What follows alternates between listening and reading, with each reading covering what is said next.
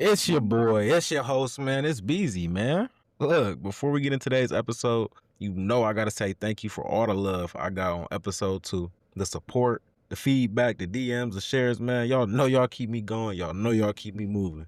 And like I always say, man, this show is still a work in progress. But it's only gonna get better with every episode and with y'all input. So, as always, let me know some, and I got y'all. All right, so I wanted to get a very special guest on the pod today.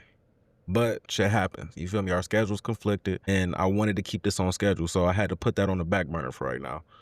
But just because it's on the back burner doesn't mean it's not cooking. So y'all got to stay tuned. Before we get started, I wanted to share that today's episode is a little different for me because I'm actually recording it on July 5th. And July 5th, it means a lot to me. Not just because it's the day after the 4th, but because it's the day I lost one of my best friends to gun violence back in 2021. My brother, his name was Stephon Johnson. He went to a block party for the 4th. And if you're from the city, man, you remember how crazy that night got. And he never made it home. Losing Stephon, man, that changed my life forever. And I truly believe in the butterfly effect. So, like, if I hadn't lost him that night, I don't think that I would have ever grown so passionate about reducing gun violence and, shining the spotlight on our community. So I always want to make sure to shout out my boy when I can. And I just want to say I miss you, and the world gonna know who this shit for. So if you're new here or you've been rocking with me, just know that the Muddy Mindset podcast is all about shining a light on systemic issues like gun violence and poverty, breaking down the roots behind the struggles in our community, and highlighting the resilience and success that comes from the mud.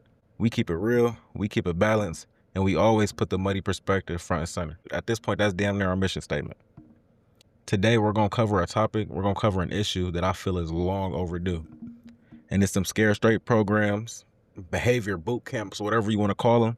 I want y'all to know right now that I do not like that shit. I don't agree with it, and we'll get into all the reasons why later on, but first, I just want to share with y'all my experiences with these kind of programs. So let me set the scene, man. My first run-in with the Scare Straight program was back in, I think, like 5th grade. But I do remember it was Halloween night, and I had got kicked out of my first elementary school around 6th grade. So there was definitely a need for intervention. I just wish that my Dukes had found a better way to do it. So I didn't even know that I was going until a few hours before. I remember before I got ready to go, I was crying at the top of the stairs, and my big brother came out asking if I was scared. And he might have low-key been trolling, but I could tell he felt a little bad. So I told him like that I was just sad about missing Halloween, but looking back, I was spooked. I was definitely spooked because I didn't know what to expect. And so the program was at this old church basement, and there were about maybe 10 to 15 kids, some older high school age kids, and some were even younger than me at the time. As soon as we got there, we got separated from our parents, and then they made us sit with our knees, with our legs crossed facing the wall, with our hands behind our back. It wasn't no intros, no explanations. But as soon as the parents left, we got straight into push-ups and planks. And the push-ups were cool, you feel me? I was sneaking breaks here and there whenever they turned around, but then when we hit them ab workouts, I ain't even gonna lie, my little chubby ass was going through it. And I'll never forget the way that they lit me up too when I spoke out of turn to ask if we could switch it up. Shit, I low-key felt like I was getting pressed by like some middle school bullies, man. That shit was so fire. And I want to make it clear that I come from a loving home. I was sometimes traumatized from my environment, as y'all know, but rarely did I feel diminished by it. So, being degraded and talked down to like that, shit, that was new for me. It was one of the most humiliating experiences of my childhood. Sure, it pushed me to lose some of that baby fat I had, but that motivation came from bullying and embarrassment and not real support. And the worst part is, I thought it was justified. My young mind, just because they was adults, I thought that shit was cool. And so more into like how the program went, like anytime someone broke a rule, we all got punished. I remember being cuffed and then forcing the whole group to run outside in the rain because I was tripping about having to eat this plain bologna sandwich that they tried to damn near force feed me. The older kids was struggling too, especially this brother and sister. They protested the whole thing from the jump, very openly. So needless to say, we did a lot of running because of them. So near the end, the facilitators switched up. They got soft and they made us write about our feelings and how the program changed us. And then they had us read it to our parents like this was just this empowering program. And everyone who just got put through this program could sense how superficial that was. Like, that shit just felt staged. Nothing felt genuine. We did what we had to do to go home. Bottom line, is that these folks missed the opportunity. They missed the chance to get to the root of why we were in that place to begin with. The main takeaway here is that discipline without relationship just breeds resentment and rebellion. Programs like the one I was involved in focus so much on what's wrong that they never stop to ask, what happened. That's why they don't work. And I just want to clarify my stance, man. I want to be clear. My issue with these Scared Straight programs isn't just about the way that they do things. I think it's, room for tough love and shit, but it's about what actually works for our youth. I'm not just speaking from my own experiences as a kid who's been through the program, but also as a professional who's trained in behavior change and, who works with these kids on a daily basis. And you know what, for the sake of making this episode longer, let me give y'all a real example. So boom, I have this one student who I had already built a strong relationship with. So we're already past the first step, which is rapport. Let me just take a break. Let me take a break for any service providers that may be listening, for them to remind themselves that that's the foundation to any intervention, or de-escalation. That's the foundation is relationship. You can't do shit without relationship. So anyways, mind you, we had just lost another student to senseless violence that we both had a really strong connection to. And while at the hospital, while this young man was being treated, this young person came up to me and asked if I could help him give back instead of get back. So I took this young dude out with me to feed the homeless. And the goal wasn't to scare him straight, or to break him down. Shit, we was out there laughing, chilling, shit, we was rapping, all of that, cracking jokes while we served the folks in our community. It wasn't demeaning, it wasn't disrespectful, it wasn't embarrassing, it wasn't none of that. It definitely wasn't even a pity party. Shit, we was kicking it.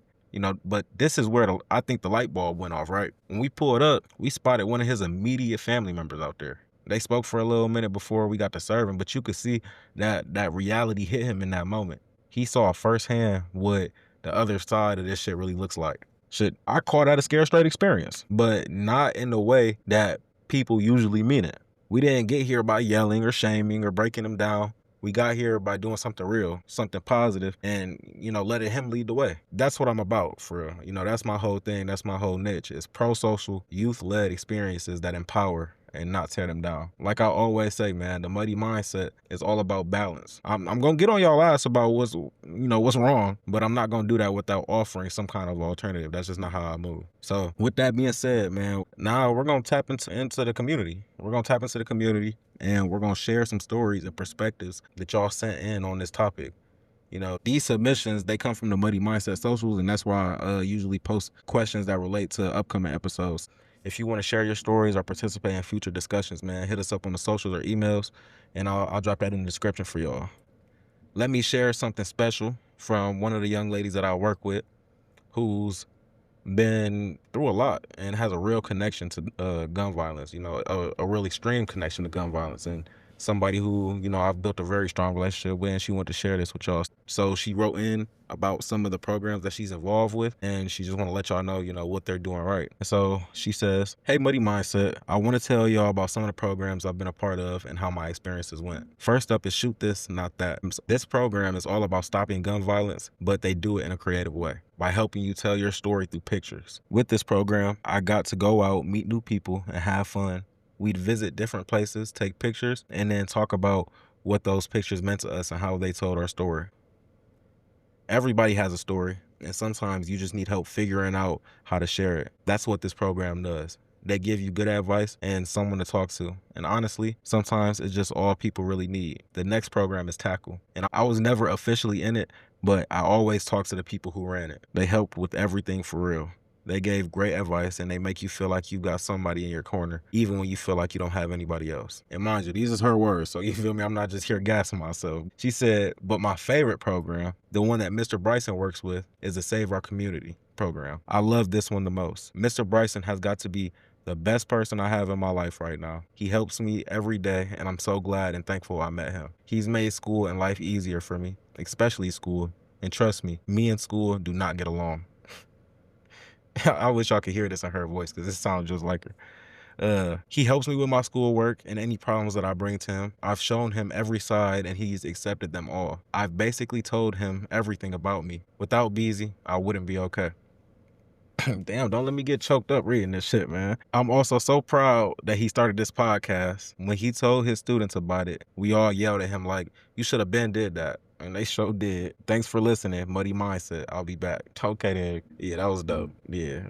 I ain't even read that all the way through yet. I wanted y'all to get my raw reaction in. That was dope, man. I love that. And like I said, I like to share the perspective of youth and I like to get their input on here. But the thing that I value the most is honoring and respecting their safety. And so with that being said, I ain't gonna share her name, but you know, she knows that she's listening. So just know that I'm so proud of you and just know that we gonna keep on working. We gonna get you in a position. I'm proud of the work that you done with Shoot This Not That. You know, I can't wait to see you be featured. She's gonna be featured at the Toledo Museum. So tap in for those who know. That's all I'm gonna give y'all. But yeah, man, I love y'all, man. Y'all know I do. All right, look, so now that we're wrapping up this topic, I want to get straight into our Muddy Spotlight. Every episode, I like to shout out a local leader, youth, or program that's really making a difference. This is my chance to give folks their flowers while they're still here, so it's only right that I keep this tradition going, right? So today, my Muddy Spotlight goes to my coworkers and fellow violence interrupters, Sierra and Brando. They have helped me so much as an interrupter, and really they deserve the spotlight from that alone. But recently, and the reason they get in the spotlight today is because our team lost a participant that they've been working with for a very long time, and it's been really, really heavy, but they still been handling business. They, you know, and picking up the pieces even in their grief. I just want to share how they did everything for that young man, man. They helped him find work, process his trauma in healthy ways. They supported him while he was in jail. Shit, they even bought that boy some work shoes, man. So I just want them to know that, you know, I see all the love and effort that they put in. And personally, you know, I know the pain of losing a participant or just a young person that you want to see win. But I never want y'all to question the work that y'all do. You know, I see that shit day in and day out. I see it, we see it, we appreciate it, and so that's why y'all got the spotlight. Man, that was a quick one, but it was a good one, man. I'm feeling this one already, bro. Y'all know, before I close this episode out, I gotta leave y'all with some form of advice, and it's become tradition around here to pull the advice from what we just talked about. So the advice for the day is to remember that discipline without relationship turns into resentment and rebellion every single time. Like I said, man, I'm feeling this one already, man. Let me know if y'all want longer episodes or if y'all like them quick and short. If they gonna be solo episodes, they gonna be short. But when I get these guests on here, man, we gonna have a longer discussion. Y'all know it's all love on the MMP, man. You've just finished episode 3 of the Muddy Mindset podcast with your host Beezy. See y'all folks later. We out.